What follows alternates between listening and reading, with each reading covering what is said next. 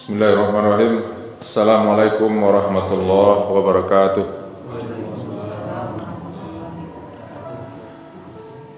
Alhamdulillah, alhamdulillahillazi bi ni'matihi tatimmus shalihat.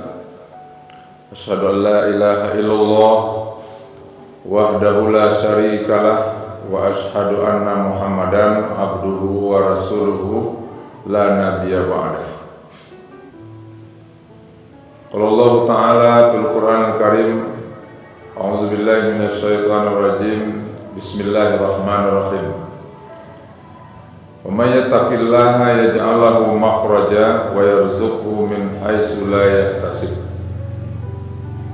Wa qala aidan ya ayyuhallazina amanu taqullaha haqqa tuqatih wa la tamutunna illa wa antum muslimun. Shadaqallahul azim. Bapak, ibu-ibu, jemaah maghrib yang dimuliakan oleh Allah Subhanahu wa Ta'ala. Alhamdulillah, kita bersyukur kepada Allah Subhanahu wa Ta'ala sampai malam ini, sampai detik ini kita masih diberi oleh Allah kesehatan. Ya Pak Ibu, kita masih sehat. Bukti kita sehat, kita bisa datang ke masjid, ya, sehat rohani, sehat jasmani. Kurang mana pitih masalah enggak, penting kita sehat, ya. Salawat beriring salam tidak lupa pula kita mohonkan kepada Allah, semoga selalu dicurahkan untuk kekasih Allah Nabi besar Muhammad sallallahu alaihi wasallam. Allahumma sholli ala Muhammad wa ala ali Muhammad. Bapak dan Ibu, kita memang disuruh oleh Allah Subhanahu wa Ta'ala untuk melaksanakan berbagai macam perintah-perintah Allah. Banyak perintah-perintah Allah itu yang harus kita laksanakan. Cuman bagaimana kita caranya melaksanakan perintah Allah tadi? Ya, sebegitu banyaknya perintah Allah tadi, tentu kita sesuaikanlah dengan kemampuan ya yang ada pada diri kita. Nah, tentu melaksanakan perintah Allah itu butuh ilmu pengetahuan. Ya, kalau tidak berilmu kita tidak tahu kita mana yang akan kita laksanakan. Nah, itulah gunanya kita belajar, ya, menuntut ilmu agama. Nah, karena dengan menuntut ilmu agama ini kita tahu mana yang halal, mana yang haram, mana yang hak, mana yang batil. Ya. Kalau enggak dihantam saudaranya itu, hantam kromo. Ya. Tapi dengan belajar agama kita, oh ini rupanya halal, boleh.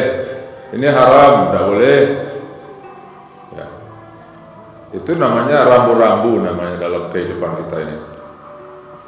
Nah, dari sekian banyak perintah-perintah Allah itu Bapak dan Ibu, ya, kita coba bahas ya beberapa yang bisa kita bahas dengan waktu 45 menit ini. Pertama, perintah Allah di dalam Al-Quran itu adalah perintah untuk yaitu mengingat atau berzikir. Itu perintah pertama. Ya, Allah memerintahkan kepada kita, Rasul memerintahkan kepada kita supaya kita berzikir. Uzkurullaha zikran katsira. Ya, ingatlah Allah itu banyak-banyak.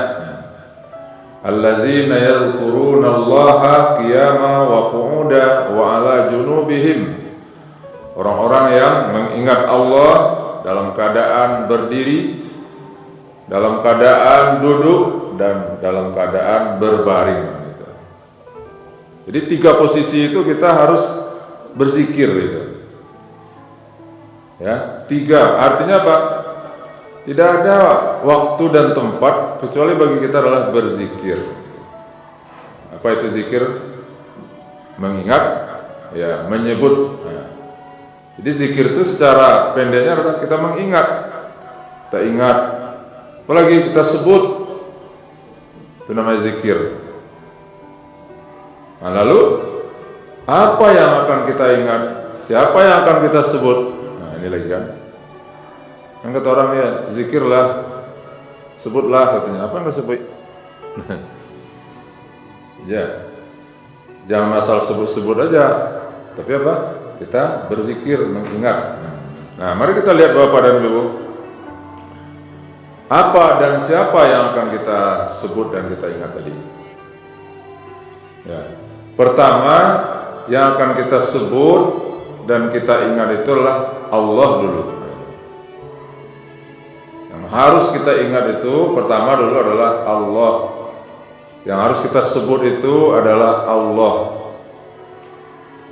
Nah, maka Allah katakan tadi, uzkurullaha zikran katsira.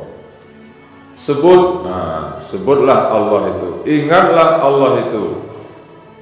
Berapa banyaknya? Zikran katsira, dengan menyebut sebanyak-banyaknya.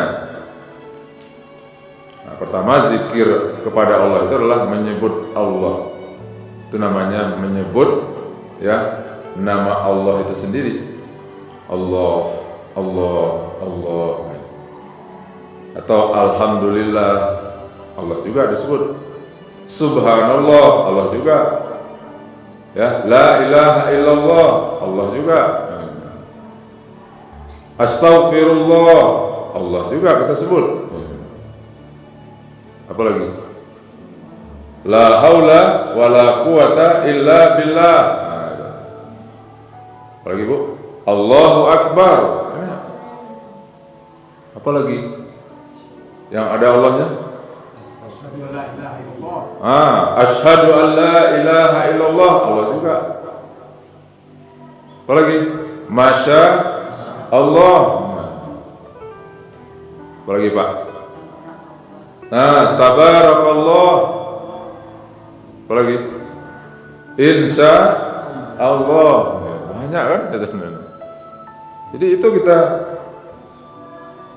Bapak dan Ibu, mana yang sering disebut, dibaca?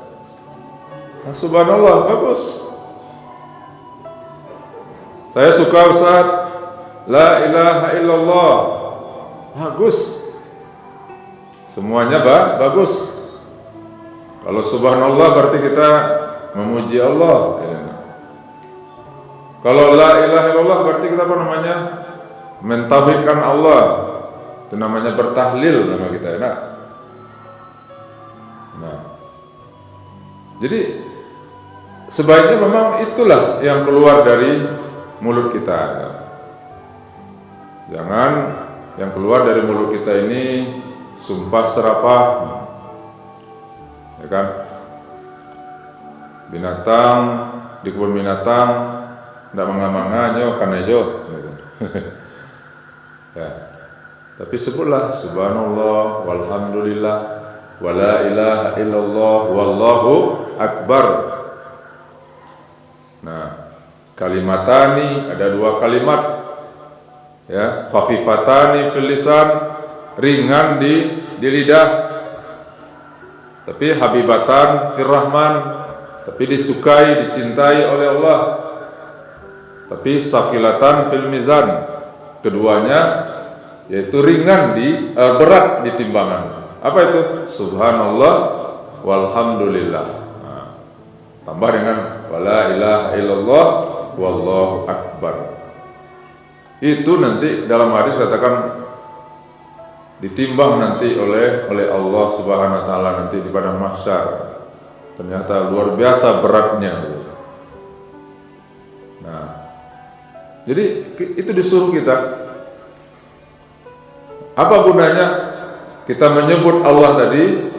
Adalah untuk koneksi kita kepada Allah, menghubungkan hati kita dengan Allah, menghubungkan pikiran kita dengan Allah. Kenapa? Karena kadang-kadang kita sibuk menghubungkan pikiran hati kita dengan dunia. Ya, Kita lebih sibuk banyak mungkin menyebut ya dunia, harta. Tapi kalau menyebut Allah ya sedikit. Lah ya Ustaz, mau nyebut Allah sudah sholat 33 kali ya, sudah sholat.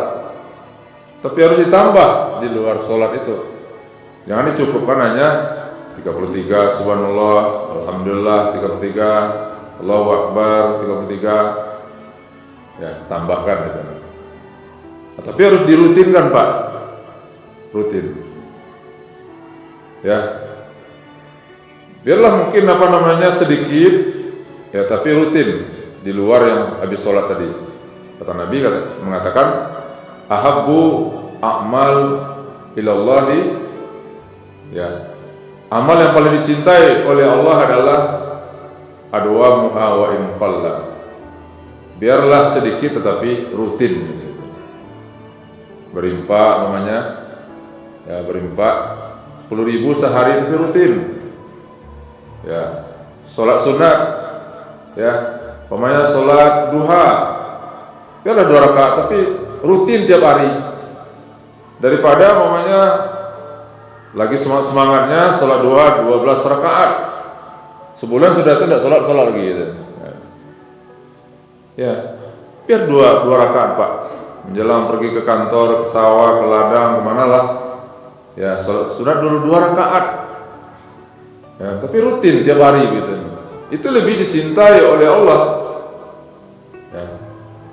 Biar sedikit tetapi rutin gitu. Nah, jadi pertama tadi apa? Kita disuruh oleh Allah zikir, menyebut Allah. Ya, dan memuji Allah itu namanya. Jadi ingatlah Allah tadi. Makanya Allah katakan, ya, ingatlah Allah itu banyak-banyak. Kalau kita ingin tahu, Pak, ya, kapan Allah mengingat kita? Nah, ingin tahu enggak kita? Ingin tahu, Bu? Kapan Allah ingat kepada kita?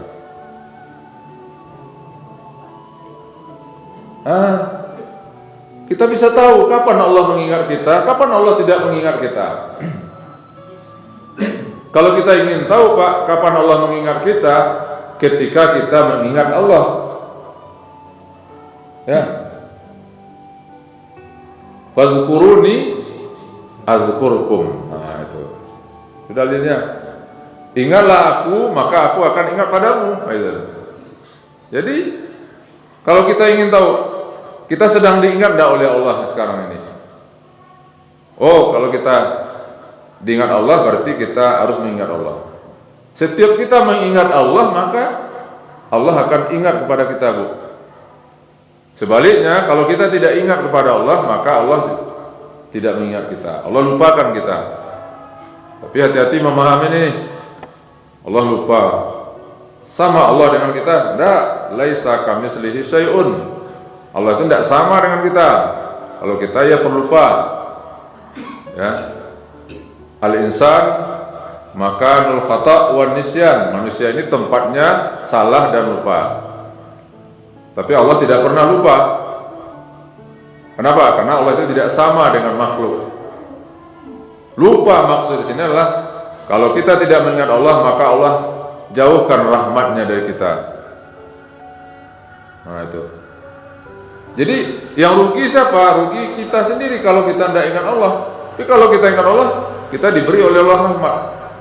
Nah, jadi sederhana, Bu, ya. Kalau kita ingin tahu, lagi diingat wak ndak di Allah itu. Ya. Nah, ternyata kalau kita menyebut Allah, mengingat Allah, maka Allah akan ingat pada kita. Ya. Maka kita harus mengingat Allah, harus menyebut Allah tadi. Nah, orang-orang yang mengingat Allah, orang-orang yang menyebut Allah tadi, maka dijamin oleh Allah keselamatannya, kebahagiaannya, ya, ketentraman jiwanya. Ala bizikrillahi tatma'innul qulub. Nah, itu kata Allah. Ketahuilah, hanya dengan mengingat Allah lah jiwa tadi akan tentram. Nah, ya boleh. Kita dikasih ujian, apakah Allah masih? Nah, ya bagus pertanyaannya. Tandanya tuh, Bu. Justru itu tanda orang yang dikasih oleh Allah ujian, cobaan, musibah, tandanya Allah itu sedang ingat sama dia itu. Yang takut kita kalau kita tidak dikasih oleh Allah ujian, cobaan. Tidak ada cobaan, tapi kita merasa bahwa kita ini disayang juga oleh Allah. Itu namanya istidrat namanya itu. Apa itu istidrat itu? Azab Allah yang ditunda. Ada orang, Bu, ya, dia tidak sholat, ya, tapi rezekinya lancar, gitu kan? Ya, naik terus, naiknya. Rezeki berlimpah terus, tidak sholat. Ini ada tetangga sholat terus rajin, tapi rezekinya itu aja, ya kan? Bukan sholat itu yang membuat rezeki kita, bertambah dan berkurangnya. Ada orang, ya, sehat terus, tetapi tidak pernah berbuat baik, tidak pernah beribadah, sehat terus, tidak pernah sakit. Sementara tetangga, ya, sebentar pergi ke rumah sakit, anak lah, cucunya lah, suaminya lah, istrinya lah, begitu. Ya, tandanya itu kita diingat oleh Allah itu. Yang takut kita kalau kita tidak diingatkan oleh Allah. Nah, peringatan Allah itulah kadang-kadang dengan sakit, dengan ujian, dengan cobaan itu. Jadi bersyukur, ya. Makanya orang beriman itu yang dibacanya apa? Alhamdulillah ala kulli halin. Segala puji bagi Allah atas semua keadaan. Tidak ada yang jelek bagi orang beriman itu. Jadi tandanya itu, Bu, karena kita diingat oleh Allah. Kalau kita dilupakan oleh kata Allah, dia selalu, ya, nikmatilah dulu, ya, puas-puaskanlah, nanti, ya, baru ibaratnya itu mempertinggi sampai jatuh. Dipertinggi dari Allah, tidak taat tapi rezeki bertambah juga, kesuksesan terus meningkat. Tapi falamma nasu bima zukiru, tatkala mereka, ya, lupa dengan apa yang diingatkan oleh Allah, lalu akhadnahum baghtatan, kami cabut nikmat itu secara tiba-tiba. Kadang-kadang, Bu, dengan ujian itu kan, dengan cobaan itu membuat kita lebih dekat kepada Allah, kan? Ada orang kadang-kadang selama ini umpamanya, ya, jauh dari Allah, gitu. Didatangkan oleh Allah ujian cobaan, sadar dia, kemudian dekat kepada Allah. Itu di selayang bawah itu, Bu, ya kan, tidak pernah sama sekali sholat, ya. Tahu-tahu kini lah sekitar 6 bulan lah rajin ke masjid, ya kan, sekitar umuran 45 lah. Ada sebabnya. Ya, kakaknya meninggal secara mendadak. Ya, kakaknya meninggal, dicari dia nyoba kakaknya itu meninggal. Itulah mulai sadar. Kini kok bisa tarik. Yang berbahaya, orang sudah dikasih ujian, dikasih cobaan, tapi tidak sadar juga. Nah, padahal sebenarnya ujian dan cobaan itulah tanda Allah sayang, tanda Allah cinta, ditegur. Sama jawab kepada anak kan. Kalau anak salah, kalau apa dia saja berarti ya enggak sayang. Tapi salahnya wa tegur, wa arahkan itu. Makanya, ya, orang-orang dulu itu kalau dia dikasih ujian, cobaan itu berterima kasih pada Allah itu. Alhamdulillah ya Allah, Engkau ingatkan aku. Kalau enggak, lupa kita nanti Bapak. Ayo, Bu. Ada lah, Pak? Ya. Ayo, Pak. Ayo, Pak. Sakit itu ya untuk menghapus sebagian dosa. Iya. Kalau sakit, Iya, Pak. betul atau enggak? Betul.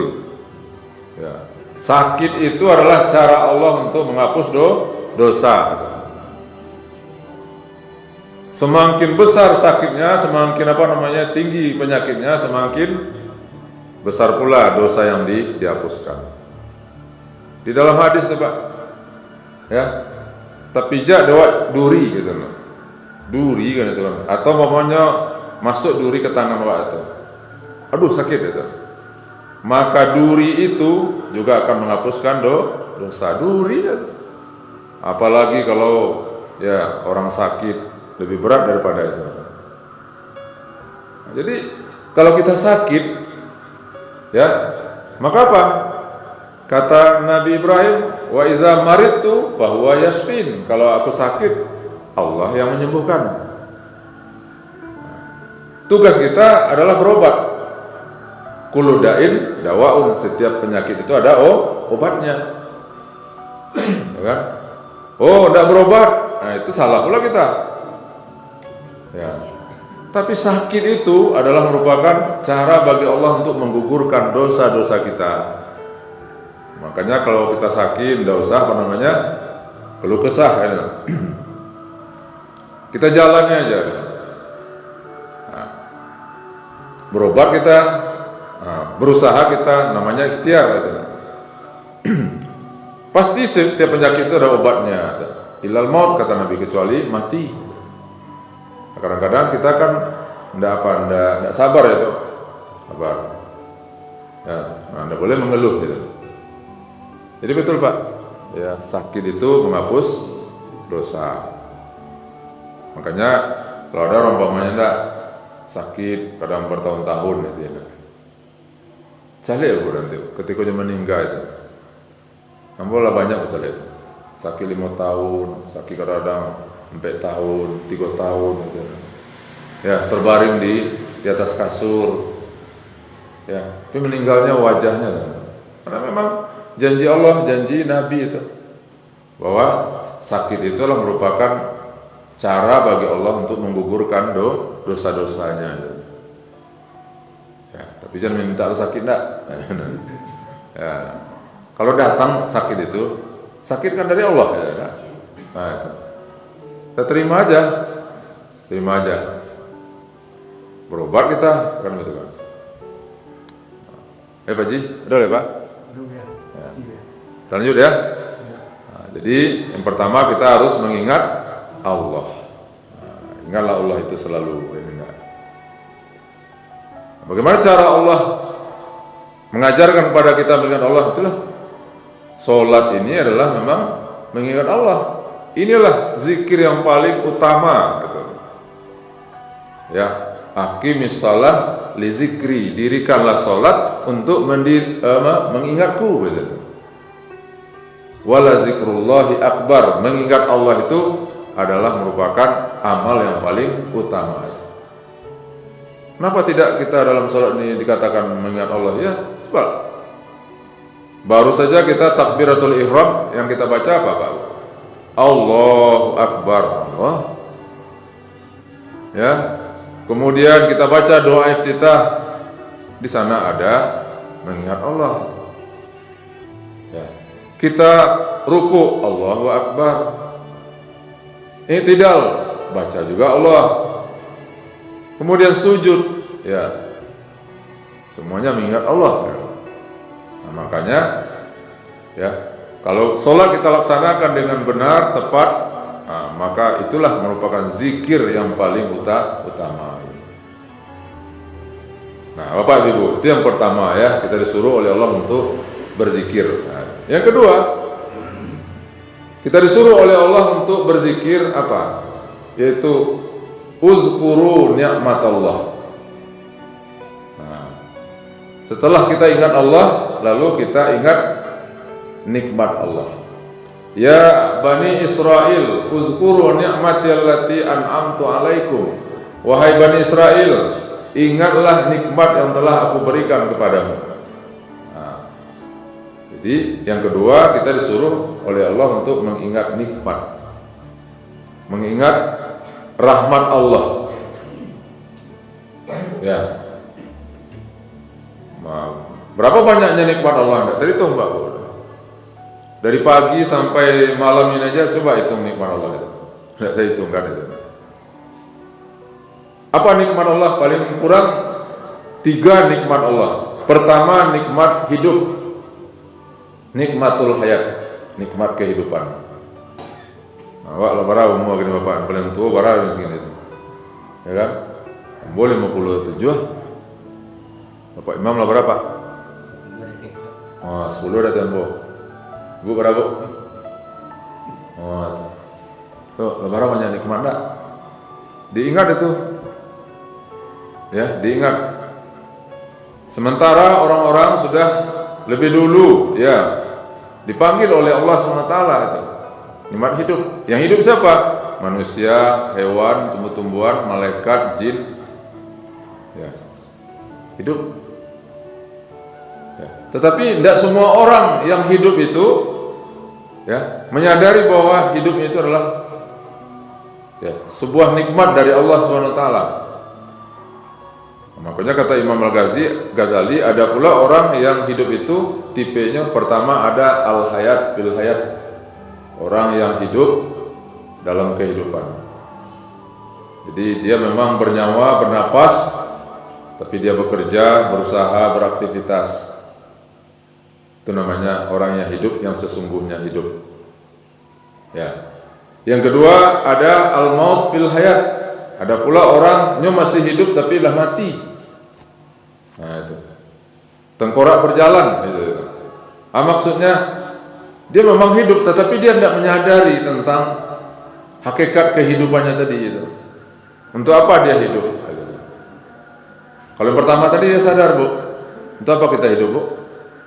Kita hidup adalah untuk beribadah kepada Allah, kan itu.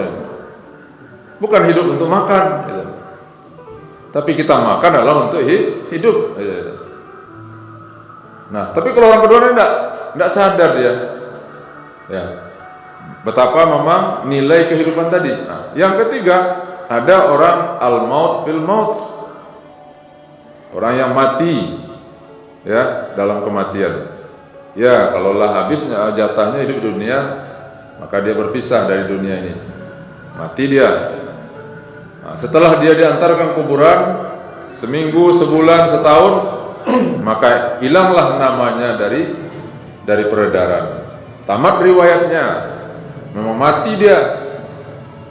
Tetapi yang keempat kata Al-Ghazali adalah orang yang al-hayat fil maut. Ada orang yang memang sudah mati, tetapi dia masih hidup. Ya. Jasadnya boleh mati, tetapi pikirannya, ilmunya, ide-idenya, karyanya masih hidup. Buah tangannya masih dikenang oleh orang lain, dipakai oleh orang lain. Nah, itu namanya orang yang al-hayat fil maut. Ya, hidup setelah mati itu. Nah, kodape wak seperti yang kampe ko atau yang pertama. Kalau yang kampe ko wak lah mati, wak lah meninggal. Tetapi karya wak masih dimanfaatkan oleh orang lain. Walaupun kita sudah meninggal, tetapi masih ada ya kebaikan-kebaikan yang dicontoh oleh orang lain. Nah itu. Nggak usah kadang-kadang mana tidak terbangun dua musaji seorang itu ya. Tapi apa? Ambillah yang kecil-kecil saja Bapak dan Ibu. Yang penting kita punya saham, ya, punya saham untuk umat ini Bapaknya. Dan saham itu masih dipakai terus, digunakan orang terus. Maka ketika kita mati nanti kita meninggal, ya akan mengalir terus pahalanya bagi kita. Ya kan? Kalau kamu ngomong musaji, cik musaji, yo harus jadi orang kaya dulu, enggak?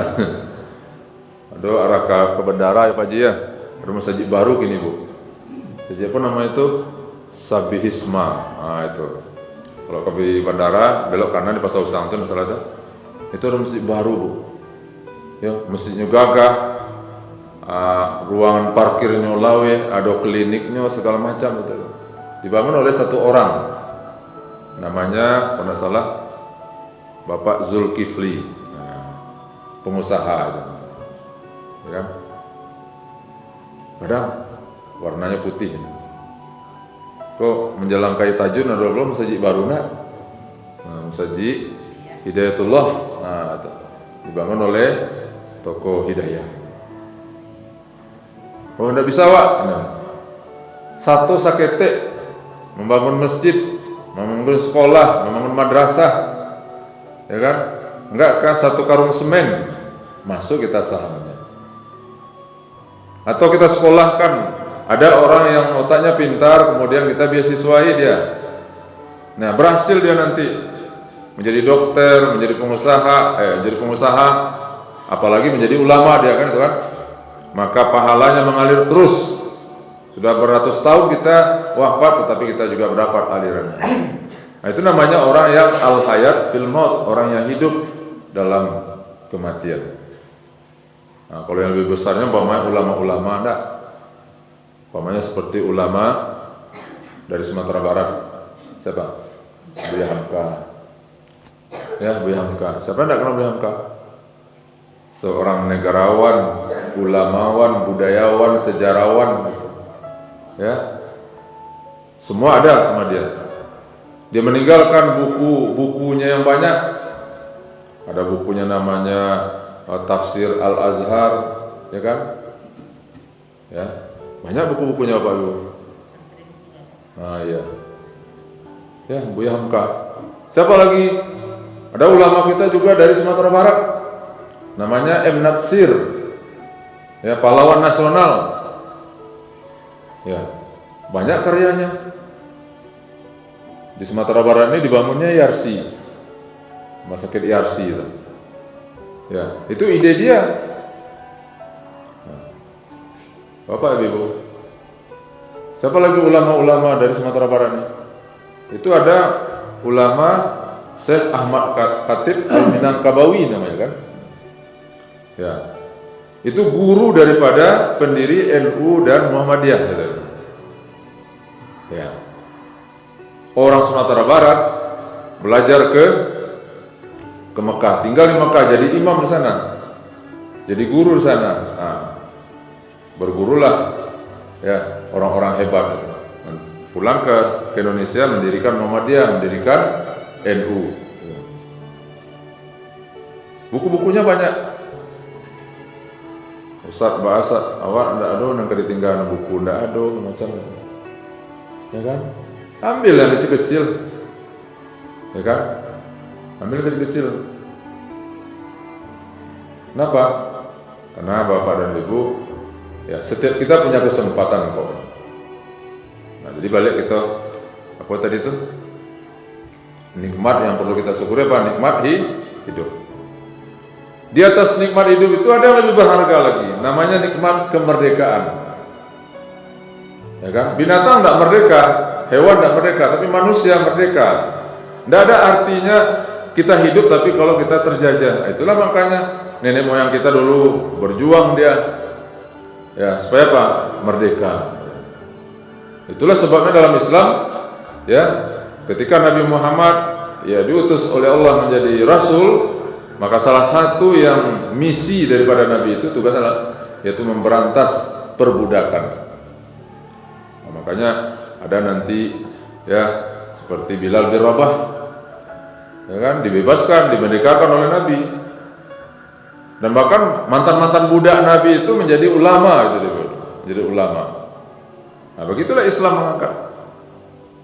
Nah, lalu apalagi nikmat yang paling besar daripada itu? Yaitu nikmat namanya iman. Nikmat iman. Ya, lebih besar daripada nikmat kemerdekaan, lebih besar daripada nikmat hidup. Oleh karena nikmat iman ini lebih besar, maka bisa saja kita suatu saat mengorbankan kemerdekaan kita daripada kita mengorbankan iman kita. Ya, Bu ya. Daripada kita terjajah, ya, daripada mana yang akan kita pilih ya? Dijajah atau iman kita yang dikorbankan. Maka karena nikmat iman lebih tinggi, maka biarlah kemerdekaan kita korbankan. Makanya nenek moyang kita dulu itu merdeka atau mati. Para ulama-ulama dulu, para sahabat dulu ada namanya sahabat Nabi, suami istri. Setelah beriman, diketahui oleh majikannya, dibawa ke padang pasir. Namanya adalah Sumayyah satu, kemudian Yasir satu. Dibawa ke padang pasir, dipaksa. Ya, kalau kamu tidak murtad kembali, keluar dari agama Muhammad, aku bunuh. Biarlah katanya. Nah, akhirnya dibunuh. Bagaimana cara bunuhnya? Ya, dengan tombak. Ya, dipanaskan itu, ujung tombak itu merah itu, kemudian ditusukkan ke tubuhnya. Ya, Bu. Nah, sebelum itu di zaman Nabi Musa ada lagi namanya siapa tuh? Masyitah namanya. Masyitah itu artinya orang yang kerjanya tukang sisir rambut, ya, permaisuri. Ya. Lalu apa? Ketika dia menyisir rambut, ya, jatuh sisir itu, dia baca kalimat subhanallah, astagfirullah, didengar oleh yang permaisuri tadi, dilaporkan kepada rajanya, paksa untuk murtad, tidak mau dia.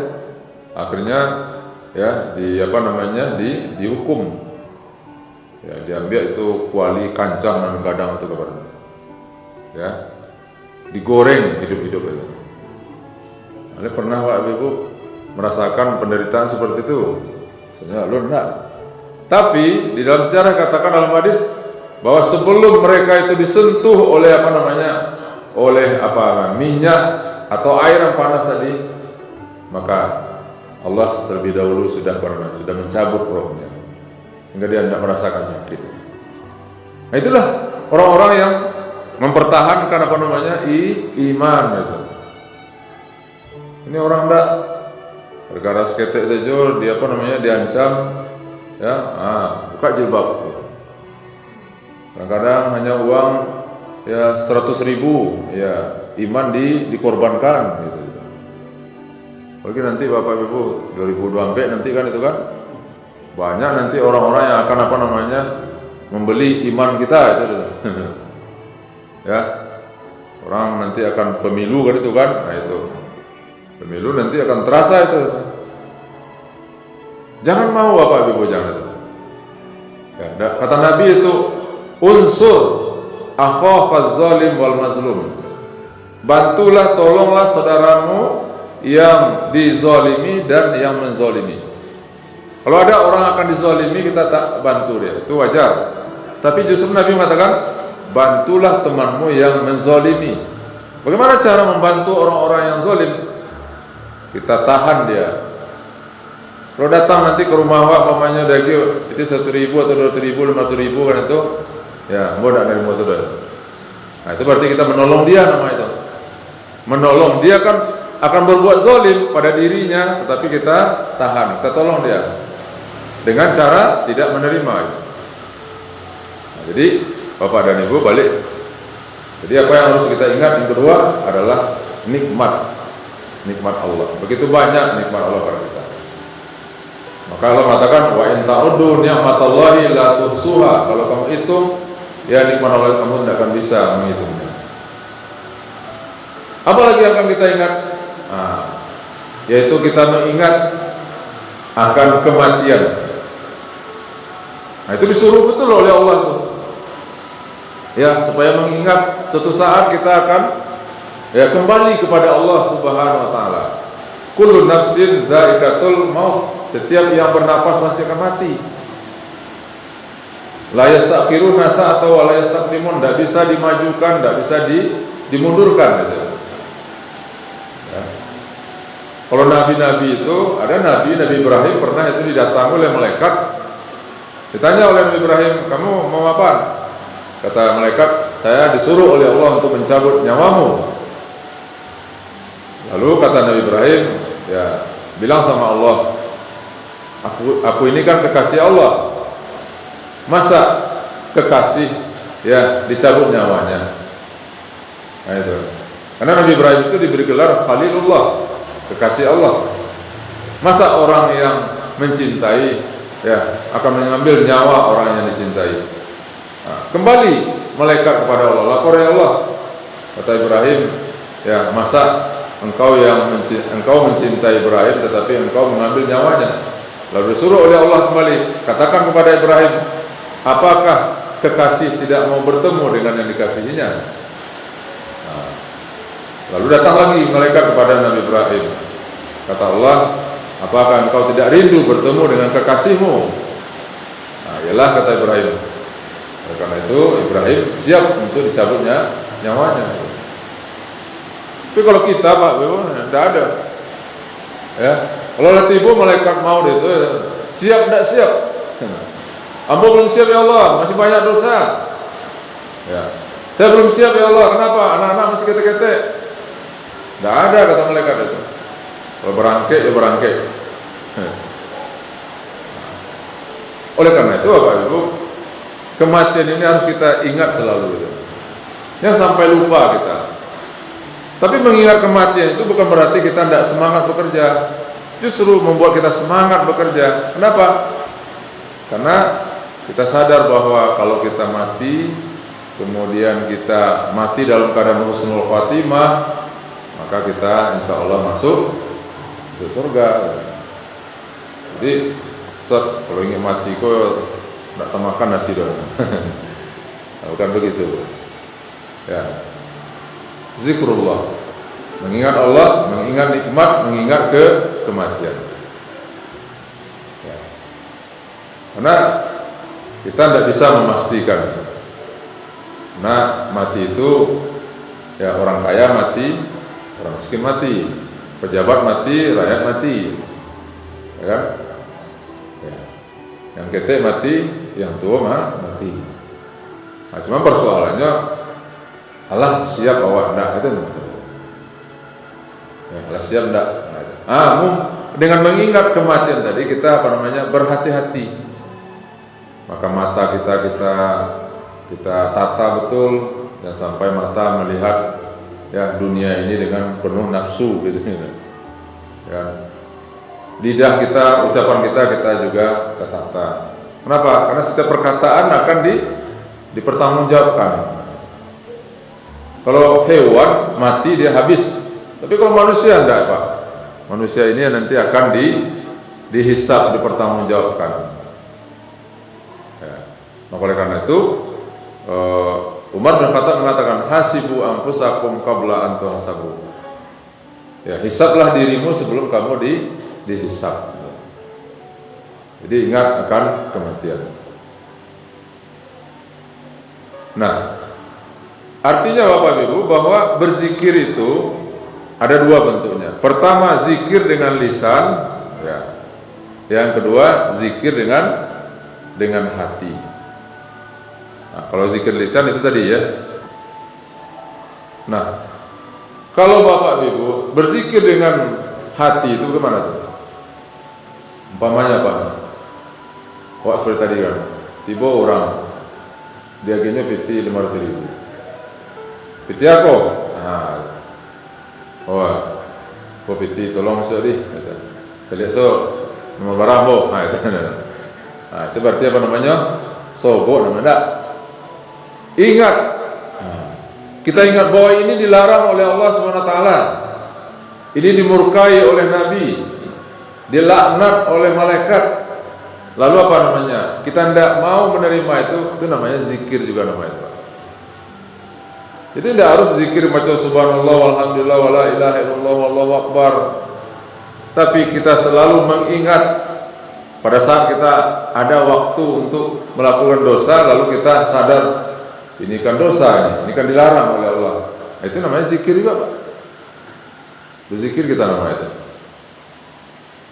Nah, makanya kata Allah tadi kan, allazina yazkurunallaha qiyaman wa qu'udan wa 'ala junubihim. Orang-orang yang mengingat Allah dalam keadaan berdiri, ya, duduk ataupun berbaring. Nah, Ibu. Boleh tanya Bu. Ya.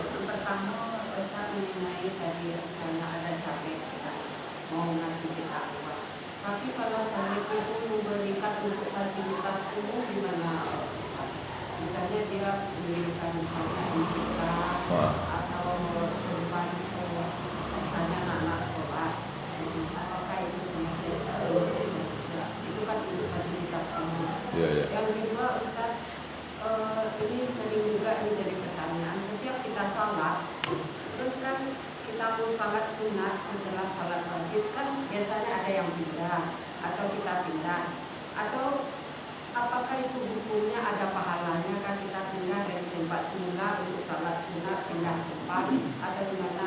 Misalnya kalau kita di tempat yang ramai itu kan tidak mungkin kita untuk pindah. Itu Pak ada hadisnya atau ada pahalanya? Terima kasih Ustaz. Iya Bu. Mau jawab yang kedua dulu ya. Kalau yang pertama tadi memang nggak payah atau? Yang pertama, yang kedua, memang kita disunahkan Bu, disunahkan oleh Nabi kita. Kalau kita sholat sunat itu, ya maka kita berpindah-pindah tempat. Kalau memungkinkan, ya kalau memungkinkan, ya berpindah-pindah tempat kita. Karena kata Nabi, ya nanti, ya tempat-tempat kita sholat itu nanti akan menjadi saksi nanti, ya ketika kita nanti dihisab oleh Allah Subhanahu Wa Taala. Ya, inna nahnu nuhyil mauta wa naktubu ma qaddamu wa asarahum. Ya, kami yang mematikan, kami yang menghidupkan, dan semua yang mereka lakukan itu nanti akan kami kami perlihatkan. Nah, jadi salah satu itu kalau kita sholat sunat memang itu dianjurkan kita untuk berpindah ke tempat kalau memungkinkan, gitu kan. Tapi kalau sempit tempat, ya di situ saja. Ya, gunanya adalah untuk jadi nanti tempat kita sujud ini menjadi saksi dulu. Ya, di mana kita sujud itu menjadi saksi. Bahkan itu langkah kita, ibu bapak dari rumah ke sini itu. Maka tanah yang diinjak untuk pergi ke masjid itu nanti memberikan kesaksian nanti. Ya, nah, jadi memang disunahkan, dapat sunnah kita, dapat pahala kita. Nah, tujuan yang kedua mungkin itu supaya ada penyegaran begitu. Kadang-kadang kalau di tempat itu juga kadang-kadang terasa kurang ngantuk macam. Nah, jadi tempat yang lain gitu. Kalau yang kedua, kalau untuk fasilitas umum, ya dimanfaatkan oleh orang umum, ya tentu ya tergantung kepada niat orang itu. Kalau niatnya untuk membantu masyarakat, itu kan untuk masyarakat disediakan bangun jalan segala macam, gitu. Ya, maka ya kalau niatnya adalah memang untuk mensejahterakan masyarakat segala macam, maka ya kata ulama itu tidak termasuk kepada riswah, Tapi kalau pribadi gitu ya, pribadi, ya kan, dengan begitu berubah hati wa, berubah jiwa wa, berubah pikiran wa, kan. Karena kan begini, memilih pemimpin itu kan itu ya merupakan perintah dari Allah Subhanahu Wa Taala. Tetapi tentu pemimpin yang akan kita pilih itulah pemimpin yang pertama jujur dulu, ya jujur. Yang kedua, pemimpin kalau orang ya menjadi pemimpin, tetapi kalau sudah